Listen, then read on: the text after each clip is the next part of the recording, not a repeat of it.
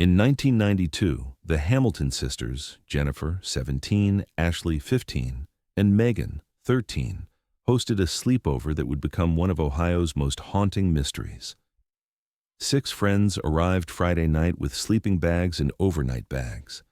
By Saturday morning, only the friends remained. The 3 sisters had vanished from their own home while their parents slept upstairs and their friends dozed in the living room. For 32 years, no one knew what happened between midnight and dawn, until a contractor found a diary that had been waiting in the attic, its pages holding a truth no one could have imagined. March 13, 1992. Location: Westerville, Ohio. 4782 Willow Creek Drive. The Hamilton house was the perfect place for sleepovers. Finished basement with a pool table and Nintendo, huge living room with a projection TV, and parents who actually trusted teenagers. Robert Hamilton was a pediatrician who believed kids needed freedom to grow. Linda Hamilton taught high school English and kept the pantry stocked with teenage favorites. Jennifer, the oldest, was the responsible one. Honor roll, debate team captain, headed to Ohio State in the fall. Ashley was the artist, quiet but intense, always sketching in her notebooks.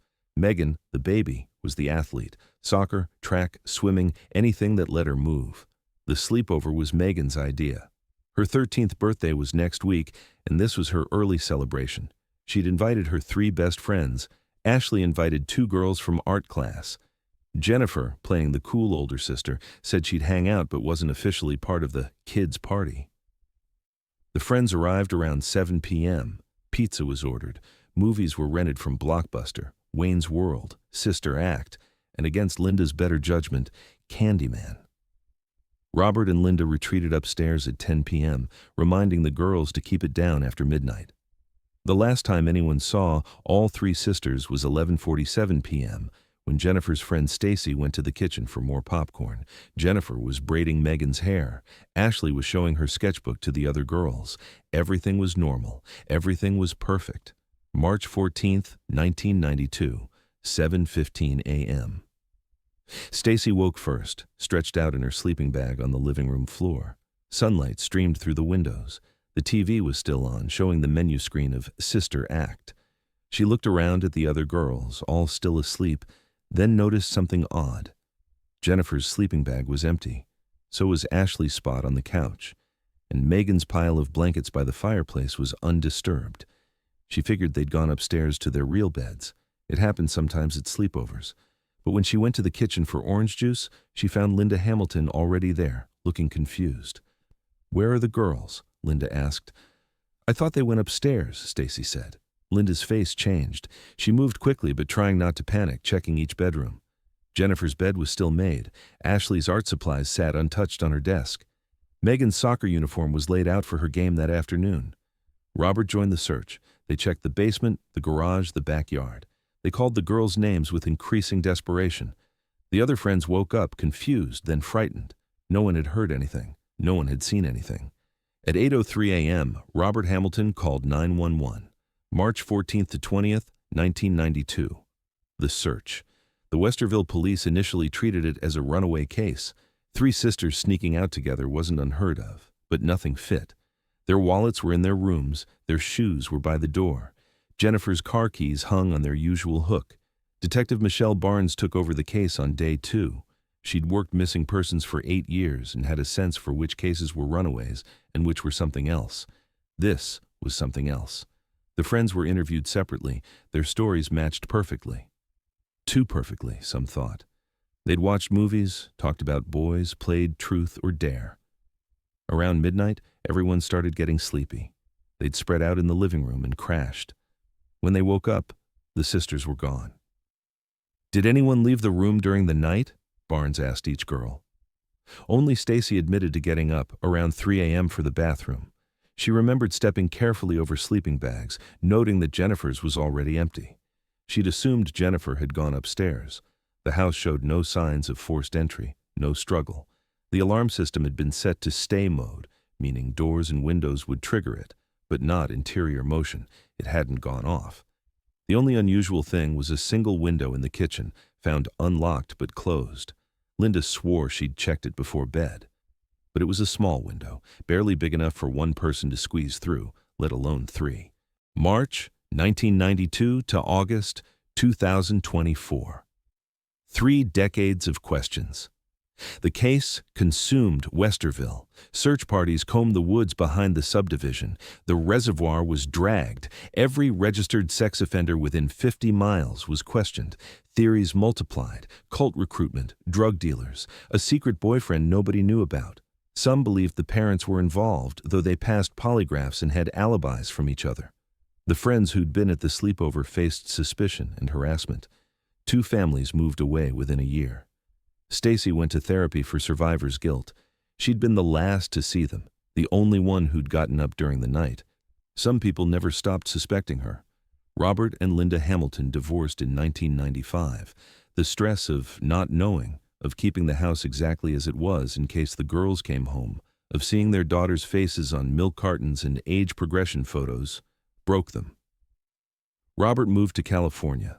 Linda stayed in the house, unable to leave the last place she'd seen her daughters. She died in 2018, alone in that house, surrounded by photographs and missing posters that had yellowed with age. In her will, she left the house to her sister with one condition: don't change anything in the girls' rooms, ever. August 22, 2024. Location: 4782 Willow Creek Drive. The sister, Patricia Wells, had kept her promise for 6 years. But the roof was failing, and water damage threatened the second floor. She hired Brennan Construction for emergency repairs.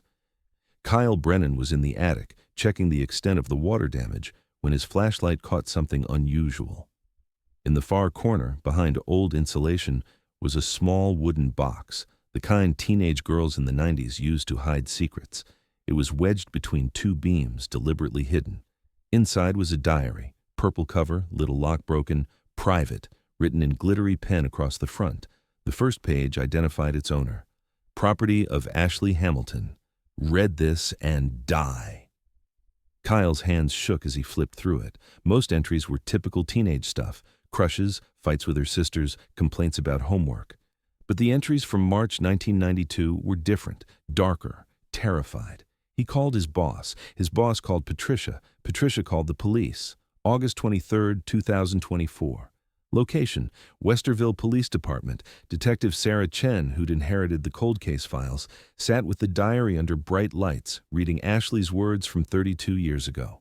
The final entries changed everything. March 10, 1992. He came to my window again last night. Mr. Rob, I knew it was him because of his cologne, the same one he wears in class. He tapped 3 times, like always. I pretended to be asleep. I can't tell anyone. Who would believe me? He's everyone's favorite teacher. March 11th, 1992. Jen found out. She was awake when he came to the window. She wants to tell Mom and Dad, but I begged her not to. He hasn't done anything, just watches. Just taps.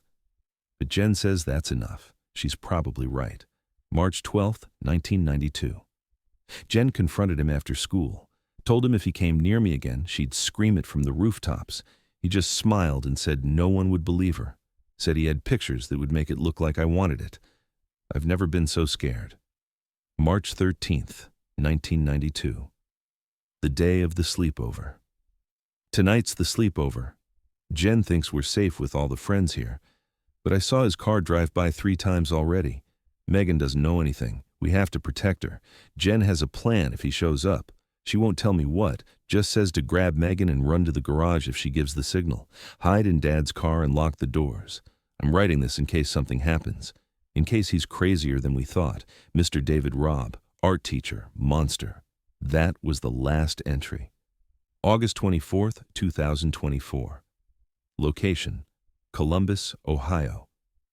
David Robb was 73. Living in a retirement community, still painting, still charming.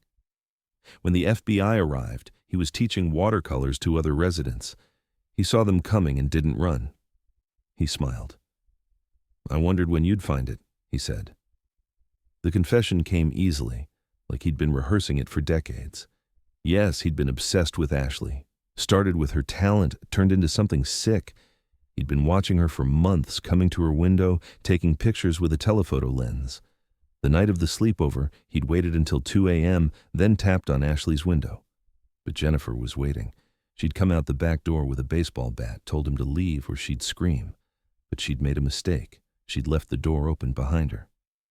Ashley came out to help her sister, Rob said calmly. And little Megan followed because she heard the commotion. 3 girls in pajamas on the back patio at 2 a.m., threatening to expose me. I couldn't let that happen. He'd had chloroform in his car, claimed it was for his art, for cleaning. It was quick, he said. They didn't suffer. He loaded them into his van while the friends slept 20 feet away, none the wiser. "Where did you take them?" Chen demanded. Rob's smile faded. "The old quarry. Off Route 605. There's a flooded section that's deeper than people think. I weighted them down. They're still there. August 26th, 2024. Location, abandoned quarry, Route 605. The dive team found them exactly where Rob said they'd be, 60 feet down in murky water that hadn't been disturbed in decades. 3 sets of remains still in pajamas, weighted with concrete blocks. The medical examiner confirmed what Rob had said. Chloroform poisoning. They'd been unconscious when they went into the water. Jennifer was still wearing her friendship bracelet, the one Stacy had made her. Ashley had her sketchbook in her pocket, the one she carried everywhere. Megan was clutching a small stuffed bear she'd hidden from her friends, not wanting to seem babyish at her birthday sleepover. September 1st, 2024. Location: Westerville Cemetery. The funeral was larger than anyone expected. The entire town came out. Stacy flew in from Seattle, finally free from the suspicion that had followed her for 30 years. The other sleepover friends came too, middle-aged now, crying for the girls who'd never gotten to grow up. Patricia Wells gave the eulogy. She talked about how her sister Linda had never given up hope, had died believing her daughters would come home. "In a way," Patricia said, "they finally have." David Robb was charged with 3 counts of murder. His lawyer tried to argue dementia, that his confession was confused, but Ashley's diary was too specific, too damning. He was sentenced to life without parole. He'll die in prison, probably soon. The Hamilton house still stands on Willow Creek Drive. Patricia sold it to a young family who knew the history, but wanted to fill it with new memories, happier ones. They kept one thing from the original house, a wind chime Linda had hung after the girls disappeared, 3 silver tubes that sang in the breeze. Sometimes, on quiet nights, neighbors say they can hear giggling from the backyard, the sound of teenage girls sharing secrets in the dark. Others say that's just the wind chime, just the sound of metal on metal. But Stacy, who visits every March 13th to leave flowers, swears she once heard Jennifer's voice, clear as day, saying what she'd said that last night. Everything's going to be okay. It wasn't okay. It wouldn't be okay for 32 years. But eventually, finally, the truth came out. Ashley's diary, hidden in the attic by a frightened 15-year-old who somehow knew she needed to leave evidence, had waded through decades of silence to tell its story.